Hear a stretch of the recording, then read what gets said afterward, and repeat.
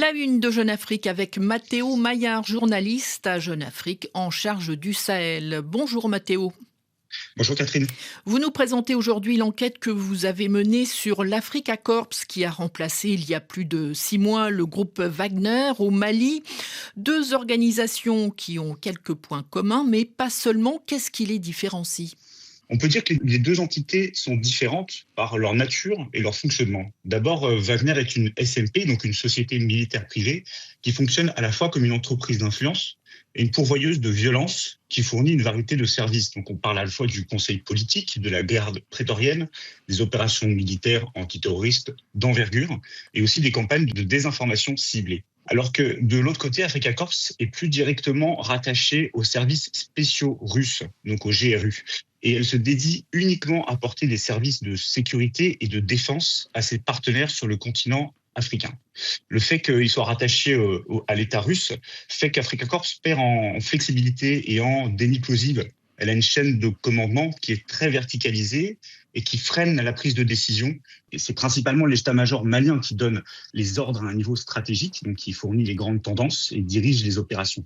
Mais au sein de la structure d'Africa Corps même, ce sont bien entendu les Russes qui commandent et qui jouissent d'une certaine liberté dans l'organisation et dans la mise à disposition des moyens techniques, des véhicules, notamment des blindés, des hélicoptères, qui sont indispensables à l'accomplissement de la mission des forces armées maliennes. Donc il y a une interdépendance de fait entre les deux.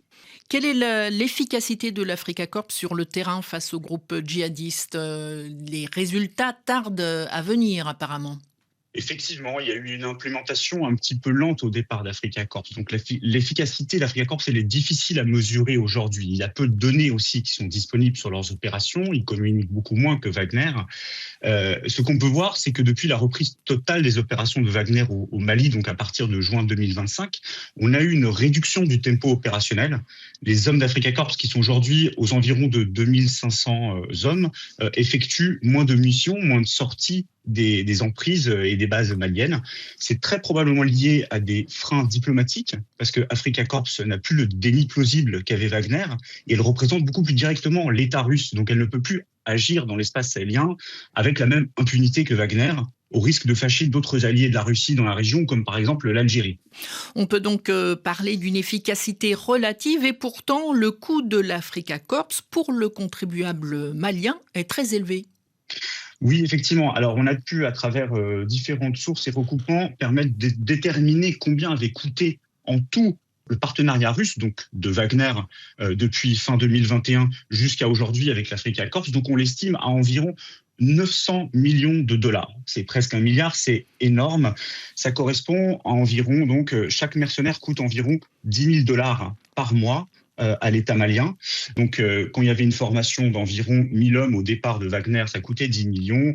Ensuite, on est passé à ce qu'on appelle un surge, donc une augmentation des capacités à 2500 hommes, donc à un coût d'environ 25 millions. Et on prévoit aujourd'hui de porter le contingent Africa Corps à 3500. Il représentera environ 35 millions de dollars par mois à l'État malien.